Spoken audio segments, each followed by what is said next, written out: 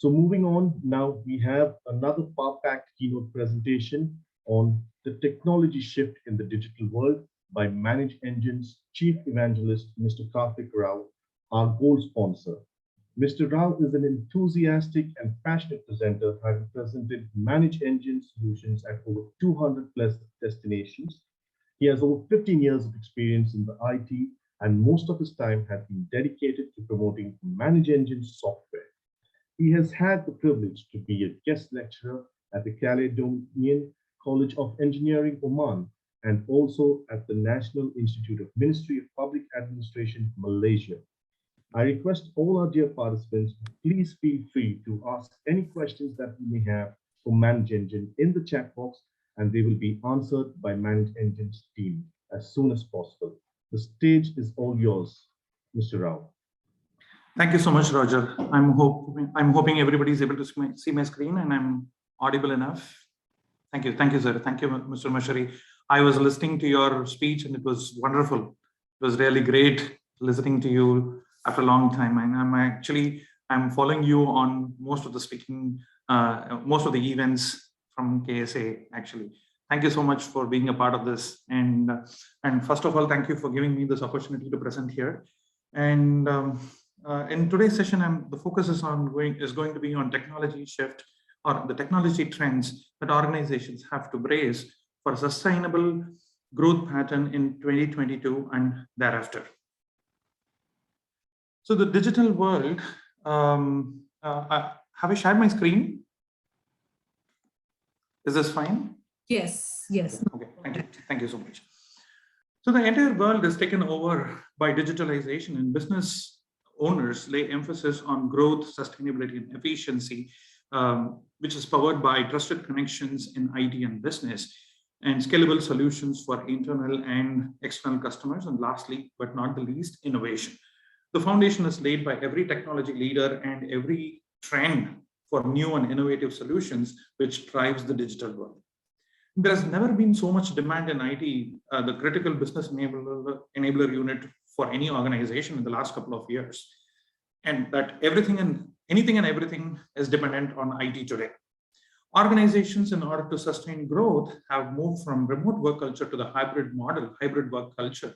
And cybersecurity has taken a center stage in discussions, in business discussions and IT discussions. Technology and security go hand in hand. And there has been many known instances where technology and innovative solutions were responsible for bringing your business down through cyber attacks. And at the same time, it has shown how much secure you can go to progress in your business.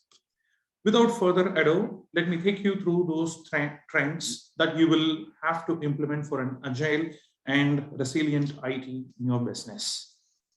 The first one is the cybersecurity mesh, which is based on zero trust principle, and it redefines the security parameters around the identity of a person or a device in the network. And it prevents hackers from exploiting different parts of the network. And it is based on a distributed architecture, which is scalable, flexible, and reliable, and which follows your organization's cybersecurity controls or the controls which are being led by the government. Organizations with a fully centralized IT find it difficult to secure every part of the network. Such complex IT architectures have to be restructured quite often, or the security borders have to be constantly redefined to keep the hackers at bay.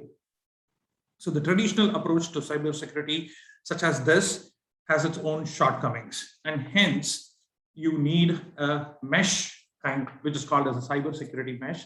This mesh is based on zero trust model, so it allows you to decentralize your security perimeter into pockets, thereby lessening the area for hackers to work on.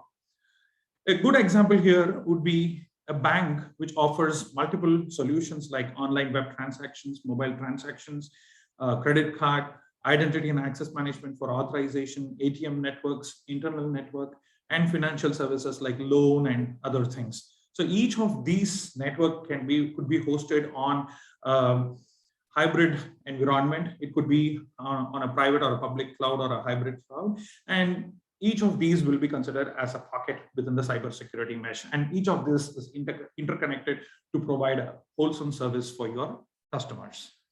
The second one is the cloud first and digital first approach. We are already into this approach. Most of the organizations have moved to the cloud and they are already looking in for digital solutions.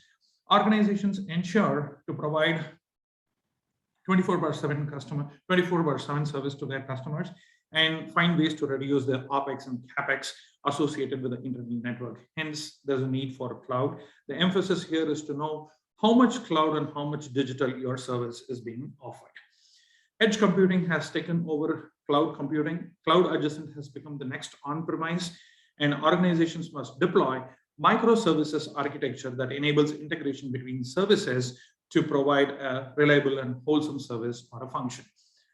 Cloud co-location companies like Equinix provide shared data center space, which is like very fast, high capacity, and rich interconnections between data centers. So an example here would be Netflix, which actually allows you to upload or download videos and share videos. And another typical example would be a taxi hailing system. So let's take this example of a taxi hailing system where the service provider has separate interfaces for the driver, the passenger, and the administrator. The payment system for drivers and passengers are different, and there needs to be a search functionality integrated with the maps. And you also have to review and do a credit rating for the drivers as well. So each of these will be a microservices function and hosted in different data centers. And the provider has to ensure that the payment gateway is closer to the passenger's banking system so that there is no latency and there's a reduced waiting time to complete the payment by the passenger. Moving on, the cloud native platforms. Of all the strategies that are available to migrate to the cloud, the most commonly used one is the lift and shift migration. Organizations have drifted away from this approach and are open to shift their services onto vendors who offer these services natively on the cloud. And examples of such services could be the help desk and asset management, desktop management, patch management, network server and application, which is all put together called the operations management and remote access. Eventually, where will this lead you to? This will actually lead you to the FaaS, which is function as a service, and a serverless architecture, where you pay the vendor only for the time you use the function. So which means that it actually cuts down much of your infrastructure costs, cuts down on your CapEx and OpEx as well. Moving on to the next trend, which is the distributed enterprise. Enterprise network is fast expanding in terms of resources, including assets and bandwidth, as businesses expand far and wide. The norm of today's enterprise network architecture depends on two major factors: the remote workforce and the increasing consumer demand. Enterprises must look in for virtual first, remote first, cloud first, digital first architecture to save on infrastructure costs and maintenance costs. The advantages with this kind of architecture is that it improves the response time and optimizes the networking ecosystem.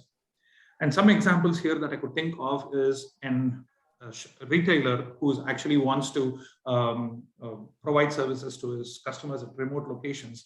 He just has a hub office in one of the remote locations and then delivers the packages through drones. So at the end of the day, the retailer has to monitor those hub offices, the drones, and also keep track of how much package is being delivered to the remote customers. The next one is interesting though. This is the zero-touch IT network and service management, and it leverages the maximum benefits of automation and beyond. The target here is to create a largely autonomous network where you set things up and leave the software to run the processes and remediate when things go wrong. So these networks will be capable of self-configuration, self-monitoring, self-healing, self-optimization, and self-service without further human intervention. Once in production, services are monitored for availability, performance, capacity, and security. Any vulnerability or standard deviation discovered or automatically remediated through application of required patches and configuration changes. So a typical example here would be where you commission a device in the network. It automatically is detected by the network monitoring system. It is added to the respective maps. It is associated with the notification profile. It is associated with the necessary, configurations, and something goes wrong, it automatically remediates the configuration. Say, for example, if one of the patches missing, it automatically downloads the iOS patch from the vendor and then starts functioning as normal as it can be. So it actually reduces the manual intervention for any configuration changes or trying to self-heal itself. Moving on to the next one is where we're going to talk about the privacy enhanced computation. In fact, in an event yesterday that I attended at Dubai, I was surprised to see that only 32% of the data that is available in the whole world is actually being used effectively. There's like 68% of the data which is not even effectively used. So you can see where we lie, 32 and 68.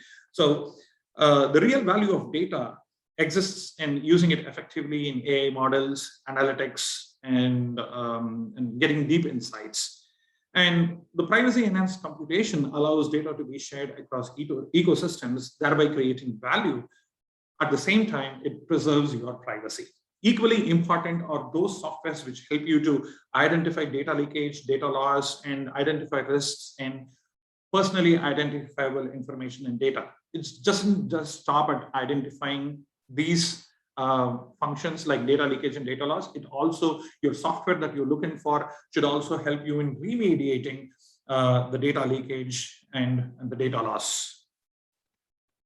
And finally, last but one, contextual analysis. When insights are presented directly within a business application, the chances of an organization acting upon them are much higher when the same insights are presented in a standalone business intelligence software.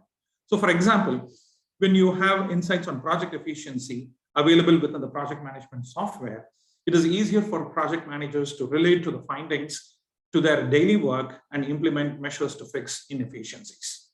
So the way we train and deploy AI models is expected to change significantly in the coming year. And with more sustainable techniques like meta-learning, transfer learning, and casual AI, these are expected to complement your deep learning, and this will eventually become full-fledged embedded elements of contextual analysis workflows. Finally, the last trend that I would want to touch upon is the total experience, which is a combination of 4 different disciplines like the customer experience, user experience, employee experience, multi-experience, where the goal here is to interconnect all of these and provide an enhanced enhance your services for the holistic experience, providing a holistic overall experience for all your stakeholders. So finally, in case you guys want to know how ManageEngine can help you match these trends with the different verticals in IT, do not hesitate to get in touch with me, and we can discuss at length with all those technology trends that I discussed previously. And these are a list of verticals that ManageEngine can help you with: identity and access management, unified endpoint management, enterprise service management with ITIL workflows, IT operations management for network devices and data center monitoring, security information and event management, and finally, business intelligence dashboards. And here is my email address, and I'm sorry to have a different event name here, and I'm extremely sorry for that, but my email address still remains the same. It's akarthik@zohogor.com, and in case if you have to know more about the sales information, do not hesitate to contact the sales directly. Thank you for the insightful and far-packed presentation, Karthik.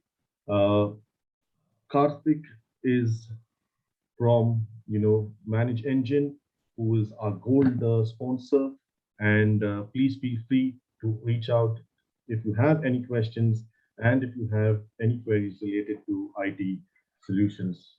Thank you once again, Karthik. Thank you so much, Roger. Thank you so much for giving me this opportunity. You're welcome.